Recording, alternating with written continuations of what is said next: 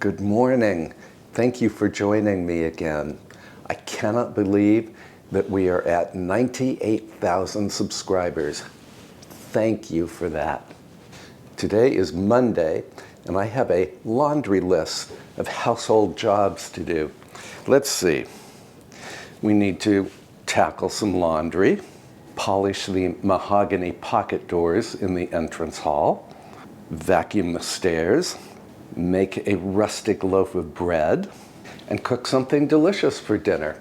I am craving chicken piccata for dinner tonight, so we will need to make a trip to the local farm store to buy the chicken and some herbs.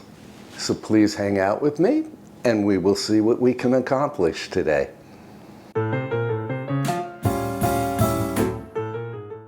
Let's start with the bread because it needs time to proof.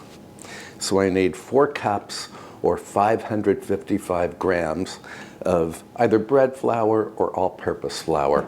I'm using all-purpose flour, and I'm going to weigh it out.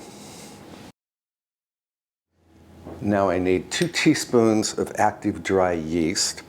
I'm not going to proof the yeast first because I already know that it's viable. 2 teaspoons of salt. Contrary to popular belief, salt does not kill yeast. At least it does not kill mine. Give this a stir. I can link the recipe for this beer bread in the description below if you are interested. Then I need 12 ounces or 341 mils of beer. You can use any beer you like. I'm using a dark beer. It's imported stout. And this needs to be at room temperature. The beer gives the bread an almost sourdough-like taste. It gives it a fermented taste. In goes the beer. This is a Danish dough whisk. Works great for bread. And I'm just stirring this until a shaggy dough develops. So this is a very simple bread to make. Super delicious too.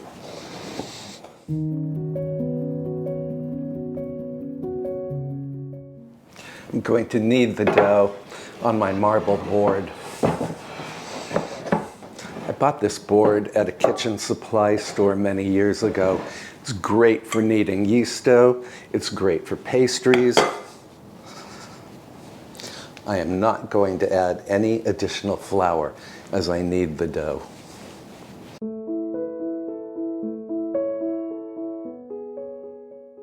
Too often I have seen bakers add copious amounts of flour while kneading yeast dough. And it's just too much flour, and the dough becomes very tough. You are also tricked into thinking that since the dough doesn't stick, that you have kneaded it adequately. So no extra flour for this bread.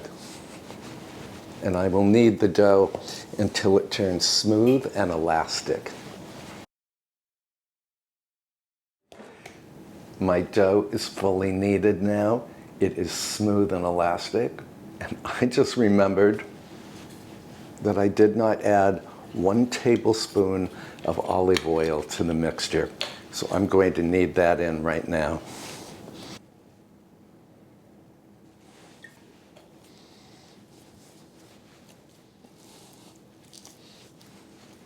It's a good thing that this bread is very forgiving. Let me wash out and dry my mixing bowl, and then we will set the dough to proof. Here's my washed out and dried bowl. Now, if you added the olive oil when you were supposed to during the initial mixing of the dough, you will need to add a little more olive oil to the bowl to grease it. Since I added my olive oil late in the game, my dough has a film of oil on it, so I don't have to grease my bowl. In it goes, and then I flip it, and then cover the bowl with a damp towel. Then I will put this dough in my proofing oven. That's my oven over here. It has a proofing feature that heats the oven to 100 degrees Fahrenheit or 40 degrees Celsius. If you do not have a proofing oven, just place the dough in a warm location. And we need to let this double in volume. That will take from 90 minutes to 2 hours.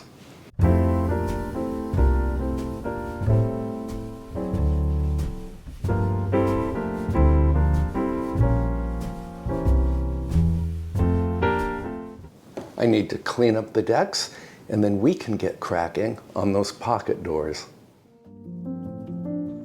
These 19th century pocket doors open onto my parlor. They are equipped with elaborately ornate hardware.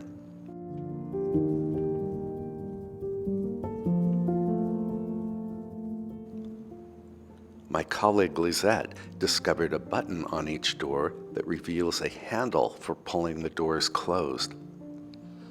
I am surprised that this mechanism still works today in the 21st century.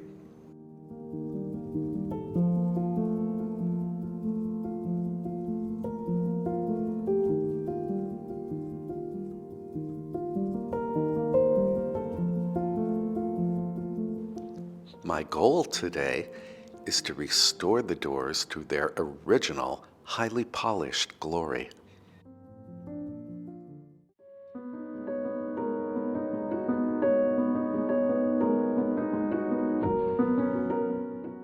To begin the restoration, I first dust the doors with a microfiber dust mop.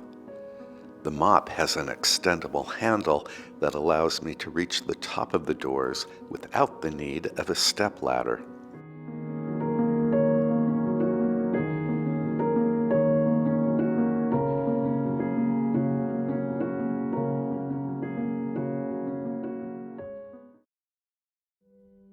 Next, I clean the doors with mineral spirits applied to a pad of superfine steel wool.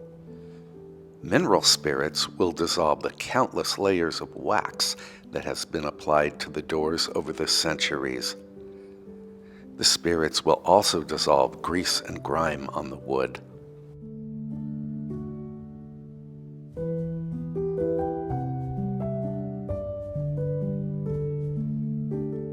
Cleaning this way allows me to appreciate the detailed craftsmanship that went into the making of these doors.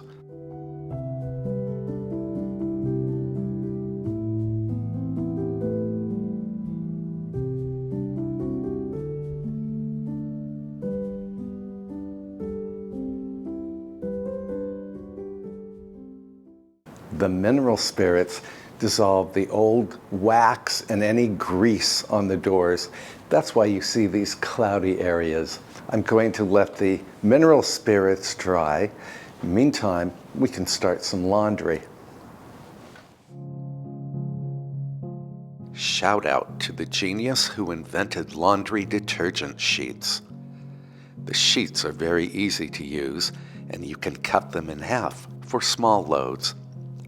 I no longer buy huge plastic tubs of laundry pods or messy liquid laundry detergent.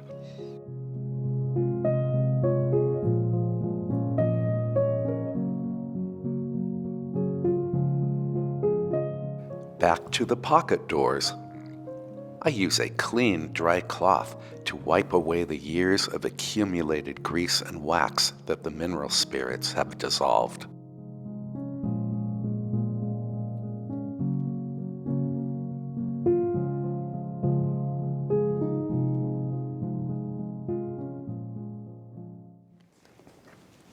I'm going to use mineral oil to seal this wood, and then I might give it a coating of paste wax. I'm using another fine grade steel wool pad to apply the mineral oil. Mineral oil is non-toxic. It feeds the wood and makes it shine. It is a marvelous sealant for finished antique wood.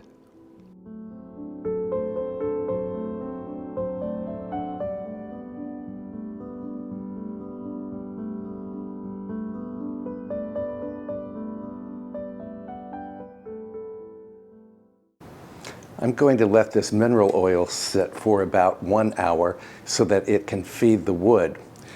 Then I will rub the doors down and give it a coating with paste wax. While we're waiting for the mineral oil to feed the pocket doors, I have my bread here that has pretty much doubled in volume. So I will pat it down to remove air bubbles. And then I need to form this into a tight ball.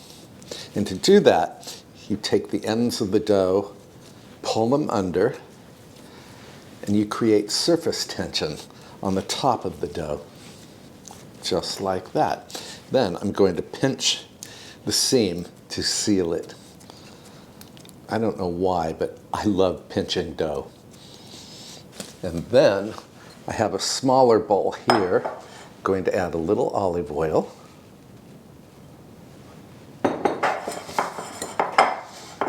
Put the dough in the bowl, smooth side down, flip to grease the other side. And then I'm going to sprinkle the top with some flour.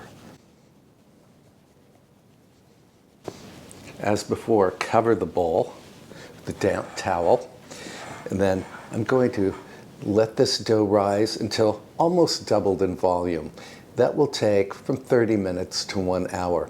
Meantime, I will put this enameled cast iron Dutch oven, it's a 5-quart Dutch oven, in my oven, and I will preheat the oven to 450 degrees Fahrenheit, which is 230 degrees Celsius.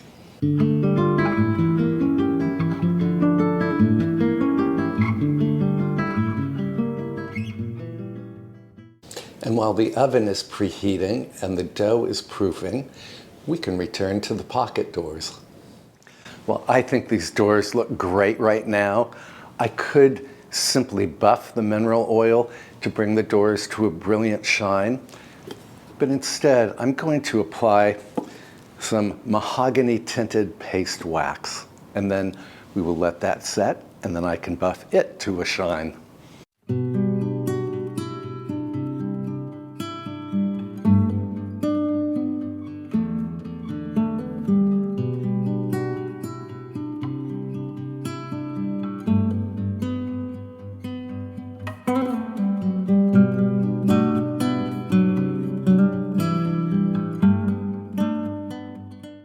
I'm getting a good workout today. We need to let the paste wax dry for about 30 minutes. Then we can come back and buff these doors to a sheen.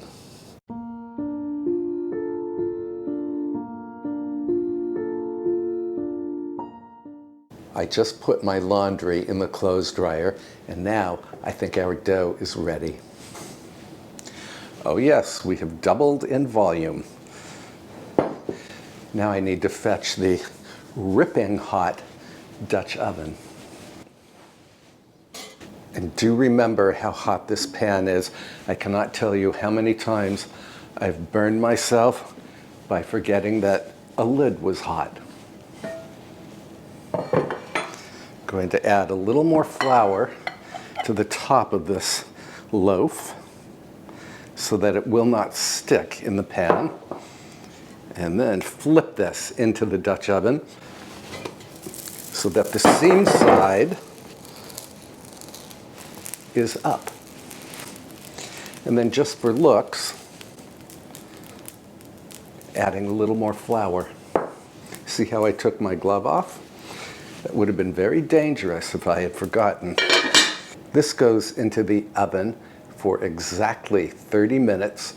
Then I will remove the lid, lower the oven temperature to 400 degrees Fahrenheit or 200 degrees Celsius. Take the lid off and continue baking for about 10 minutes. And while the bread is baking, let's go buff those pocket doors.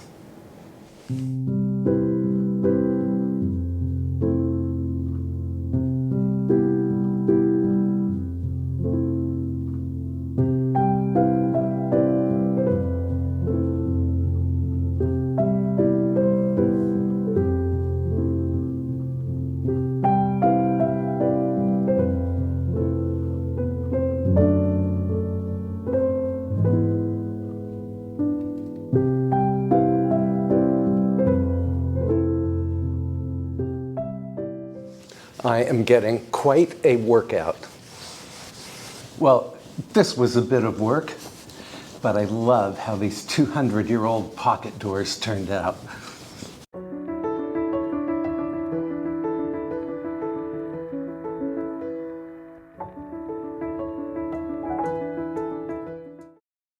Now that the beer bread has baked for 30 minutes, I remove the lid from the Dutch oven and then reduce the oven temperature to 400 degrees Fahrenheit or 200 degrees Celsius. I will let the bread continue to bake uncovered for 10 to 15 minutes so that it can develop an attractive color.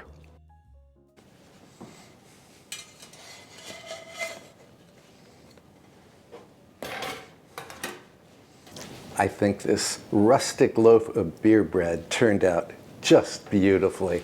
Let's run to the berry farm. I need to pick up ingredients for tonight's dinner.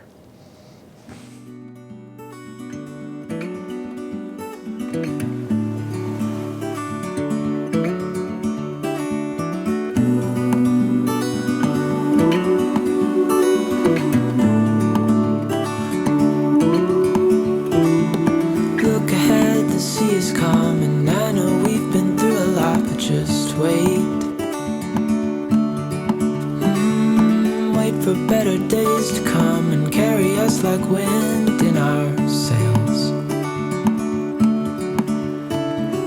Hold on tight, I can smell the shore, it's right in front of us if we just hold on tight. This vision that I saw is getting closer every dawn. We are home. I need to put away my groceries from the berry farm. And I noticed on my list, I still need to vacuum the stairs. So we are going to tackle that job next.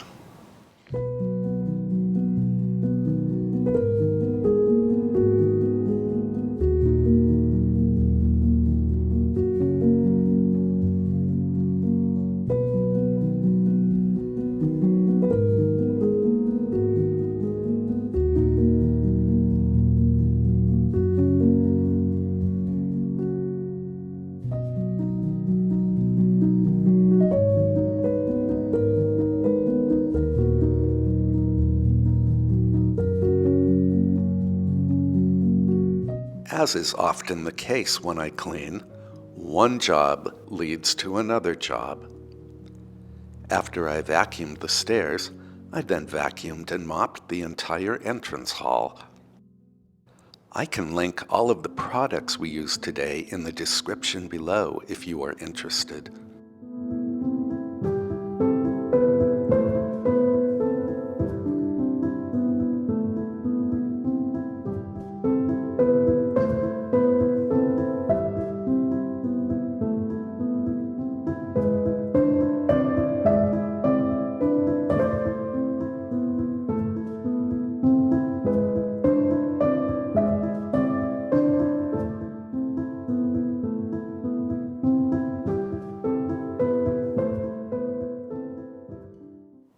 Well, after all of that cleaning, polishing, laundering, vacuuming, and mopping, I've built up quite an appetite.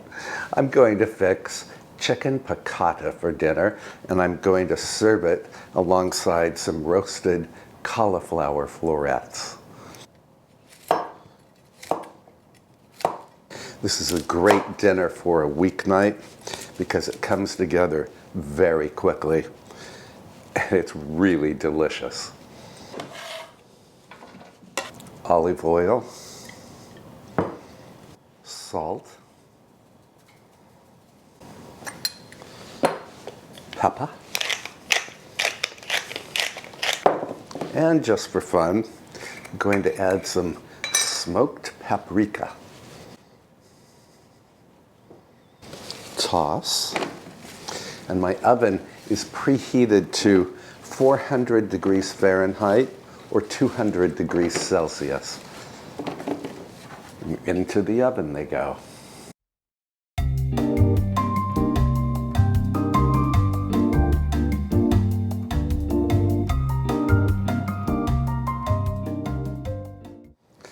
I'm going to roast the cauliflower for about 20 minutes. Onto the chicken. This is the chicken that you and I purchased earlier today at the farm store. So I have 2 chicken breasts. And now I'm going to cut these horizontally in half so that I have thin pieces to work with. I want these to cook very quickly. And I have a very sharp knife here.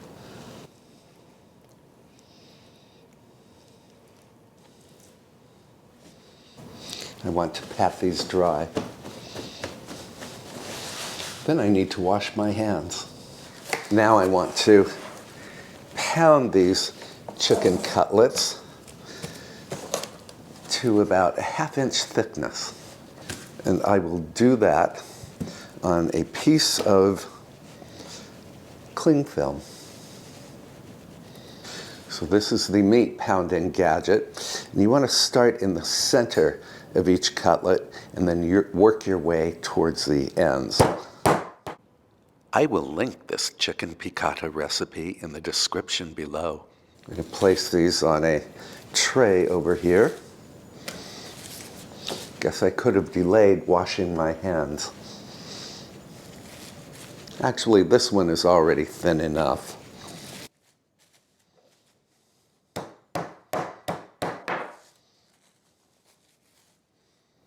So this is 1 cup, or about 125 grams, of seasoned dry breadcrumbs. Then I need 2 eggs. Aren't these beautiful? These are from a local farm. I try to buy eggs from local farmers whenever possible. I like to dredge the chicken the easy way in a Ziploc bag. So I have a 1/4 cup, or about 35 grams of flour. Going to add a generous pinch of salt and some grinds of black pepper. And I can mix the salt and the pepper into the flour right in the bag. Add the chicken to the flour.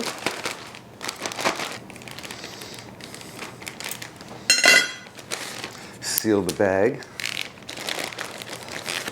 and shake. This is the best system for lightly but evenly coating the chicken pieces.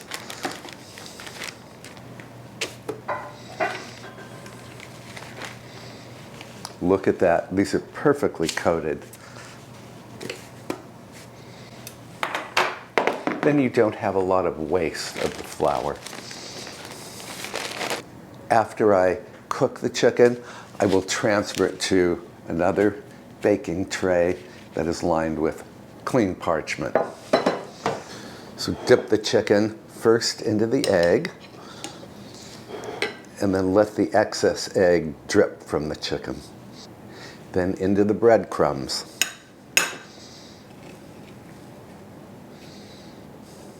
If you have teenagers at home, this would be a great dish to teach them to make because it is so easy to do and it is so incredibly delicious. Let's brown this chicken on the cooktop. I'm going to melt 2 tablespoons of butter over medium heat. This is the butter that you and I purchased at the Mennonite General Store last week. I'm also adding just a small glug of olive oil.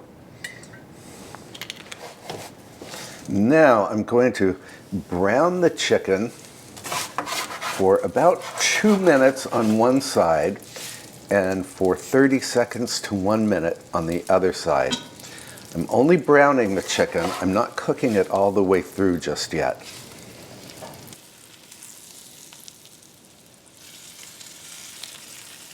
Perfect.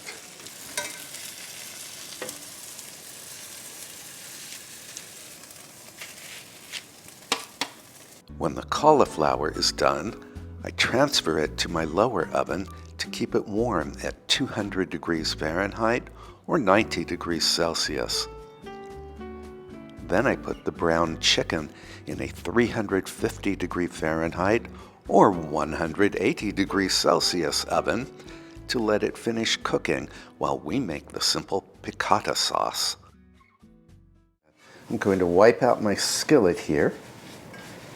To the skillet, add a half cup or 120 mils of chicken stock, a half cup of dry white wine, and the juice of 1 lemon.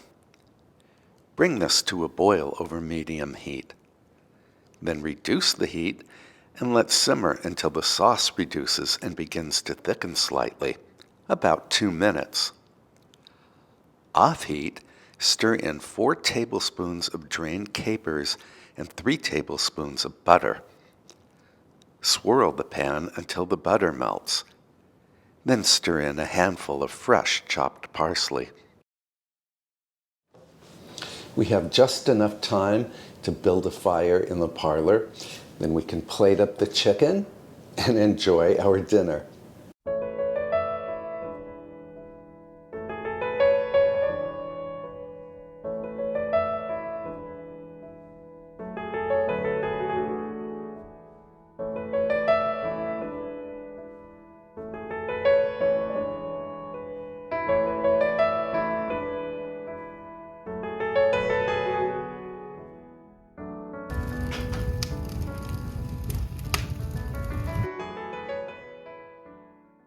Here's our dinner all plated up.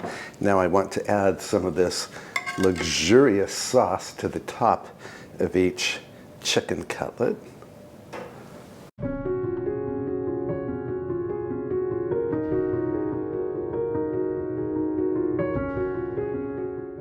To make this dinner look even prettier, I'm garnishing with a couple of wedges of lemon. Let's head into the parlor.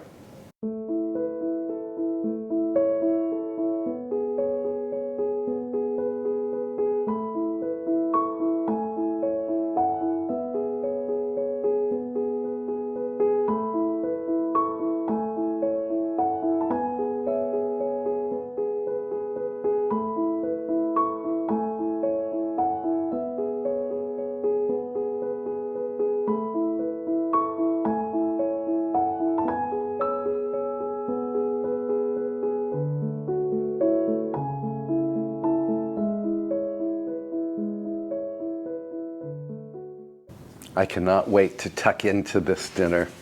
For dessert, we are having some of the leftover pink champagne cake that we made in the previous episode. Chicken piccata. Bon appetit.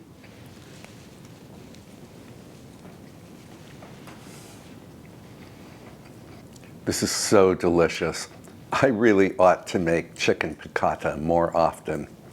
The chicken is tender and juicy in the middle, and it has that wonderful crisp crust. Cauliflower.